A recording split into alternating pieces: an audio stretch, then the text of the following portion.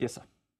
अ, इस आईपीओ में अप्लाई करने की हमारी एडवाइस होगी, अप्लाई करें अच्छे लिस्टिंग गेंस के लिए भी और लॉन्ग टर्म के लिए भी, दोनों के लिए पीएन गाडगिल के आईपीओ में आपको अप्लाई करना चाहिए। 850 करोड़ का फ्रेश इशू है, 250 करोड़ का ऑफर फॉर सेल है, टोटल 1100 करोड़ की साइज़ है और 6000 करोड़ के आसपास का 6300 करोड़ का मार्केट कैप बनता है। क्यों करना चाहिए? दो तीन चीज़ें जो अच्छी इस कंपनी के बारे में। पहली चीज़ है कि बहुत ही स्ट्रॉन्ग ब्रांड है और स्ट्रॉन्ग प्रोमोटर्स हैं। जी। इनका बैकग्राउंड पिछले जनरेशंस का है जिस बिजनेस में, तो इस बिजनेस को बहुत अच्छे तरीके से समझते हैं और बड़ा ट्रस्टेड नाम है।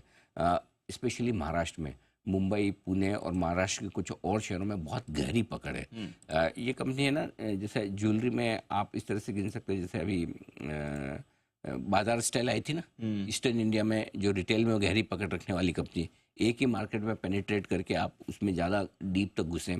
पीएन गाडगिल उसी तरह की कंपनी जिन्होंने महाराष्ट्र में अपनी बड़ी स्ट्रॉन्ग पहचान बनाई है और बड़ा ट्रस्ट हासिल किया। तो ये है, महाराष्ट्र में second largest organize retail chain है और फास्टेस्ट ग्रोइंग भी है, उस लिहाज से एक अच्छी पकड़ है। पिछला फाइनेंशियल ट्रैक रिकॉर्ड है, वो बहुत मजबूत है। अब तक का जो 3 साल का मेरे पास में आरएचपी के जरिए है वो अच्छा है।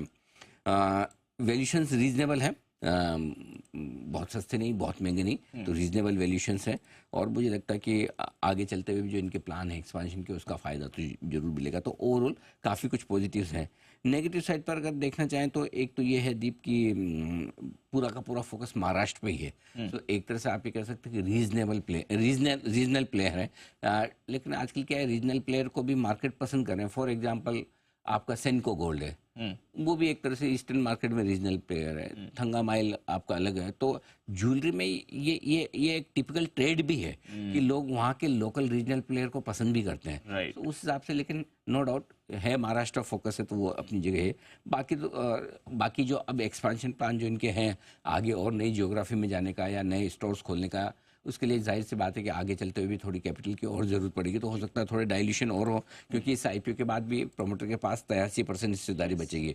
तो 7-8% के डाइल्यूशन की जगह उन्होंने रखी भी, आगे चलते हुए करेगी, और वो एक तरह से अच्छी बात भी है। सो मुझे लगता है कि पॉजिटिव्स काफ़ी ज़्यादा हैं और पैसा आपका थोड़ा लिस्टिंग पे भी बन सकता है और लॉन्ग टर्म के लिए भी एक अच्छा प्लेयर है। ऐसे इस आईपीओ में आप अप्लाई कर सकते हैं। 200 साल पुराना ब्रांड है। 200 साल बहुत बड़ी बात है।